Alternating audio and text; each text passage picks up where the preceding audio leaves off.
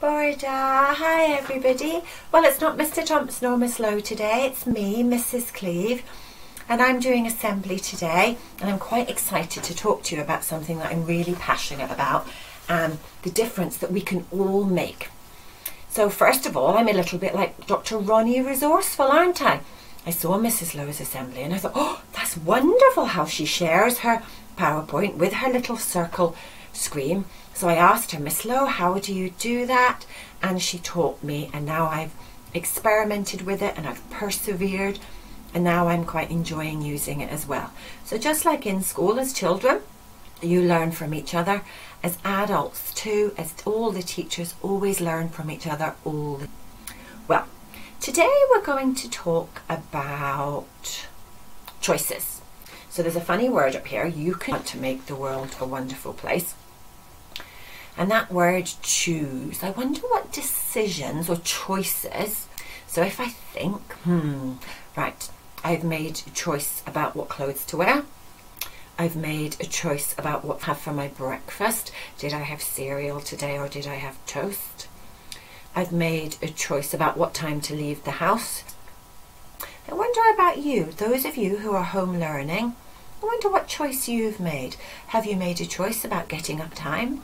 Have you made a choice about what to wear because you're home learning? Those of you in foundation phase who are back in school, to come to school.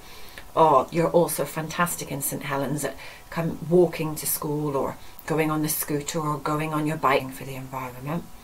So we make choices all the time. And sometimes these choices that we make can be just about us. Sometimes the things that we do, the choices that we make, have an effect on other people. And that's what we're thinking about today. Slide. Now, over the next 2 weeks, it's called Fairtrade Fortnight. Now, if you look up at the top, you can see a little circle with a head and a body in a blue and yellow called Fairtrade. So we've said that many of our choices will have effect on other people. Sometimes they'll have a really big effect. And let's think about why. Let's think about food. Oh, I love to eat a banana. I love bananas. But if we think about that banana, where does it come from and who has grown that banana? In the morning, I couldn't come to school without my cup of coffee.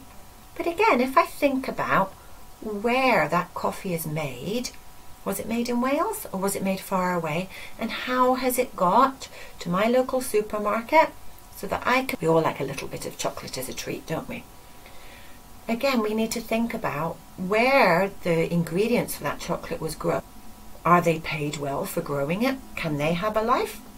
And how it got all the way to Swansea. At the top it says we are here, our little country Wales, and there's all these different countries here. We've got Panama, and some of the food we're looking at today comes from these countries. Here we are. Bananas can't grow here because we don't have the warm enough weather. They grow in tropical countries. Here is a farmer. Here is, let me look at his name, Mandel. Mandel is a farmer and he grows bananas for us. He has a small farm, a very small farm, and the only way that he can get the money to grow these bananas and send them all over the world to people to eat. Sometimes this is really difficult for him to get enough money. Beans, the cocoa beans, like I said before, they grow in warm countries. If we look at this man, he's wearing a t-shirt. I wonder if that means that he's a fair trade farmer. These farmers need the weather to be grow. This farmer helps other farmers know how to protect their crops, how to protect the things that are growing. The next one is chocolate. Now we need cocoa beans to grow chocolate, and it needs to grow in forest where it's warm and really, really humid. These cocoa farms are often remote. That means that they're quite isolated. It's just the farm in the middle of nowhere, a long way away from towns or villages. This farm here doesn't even have a road to get to it. And this lady is called Therese. Now she's a cocoa farmer, and when she was a little girl, her biggest dream was to go to school. But But sadly, her family weren't paid enough for the cocoa, so she couldn't do it. But now Fairtrade, like we've talked about, that symbol at the top, and if you look at the chocolate wrapper, you can see that symbol on the chocolate. That means that she's now given enough money for her cocoa beans, so that she can feed her family, her children have the chance to go to school, and she can have a good. So when we buy things from people like Therese or the other two farmers, we can choose to make a difference. We can choose to buy food without this Fairtrade mark, and sadly sometimes that means that the farmers aren't given good money for it, they aren't looked after, and then it's really challenging for families. Or when we're buying things like coffee, tea, bananas and even chocolate, look for this little symbol which means fair trade. And what that means is that those farmers will then be given the right amount of money for their product that they are growing. They will receive a better deal. They can have a better way of life. So making a choice is good for us, and it's always good to know. And isn't it good to know that the choices that we make can also affect others?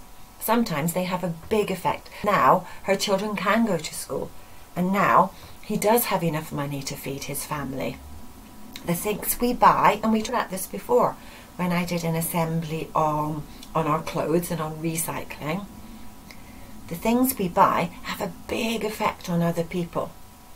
Everything we eat, everything we wear, everything we play with, somebody somewhere has to grow it or has to make it, and then it has to be transported for us to enjoy it and to use it. And I think that the more that we learn about who is growing this food or these materials to make our clothes, where is it growing, how is it getting to us, make really good choices about if we really need that item or if we really want that item, so that everyone make these good choices to have the world that we want. Now, we talk a lot about choices in school, about choosing in our learning, about making the right choices when we're talking to people, making the right choices in how we want to be, making the right choices in how we want to learn. So this isn't new to us. Perhaps it's something, or when we're using things to look after them. Well, I hope you've enjoyed assembly. I've really enjoyed doing it and sharing something about. Well, I'm going to go downstairs and have a cup of Fairtrade coffee now. I've loved seeing Foundation Phase back in school, and I can't wait to see some of the Key Stage 2 back again soon. I hope you're all safe. I hope you're all well. And we'll finish with our school prayer. Un, dau, tri. This is our school. Let peace dwell here. Let the rooms be full of contentment. Let love abide here. Love for one another and love for life itself. Let our school be a lovely place where all of us are caring to each other, to work our best and show our smiling faces. Staff and children helping one another, today and always.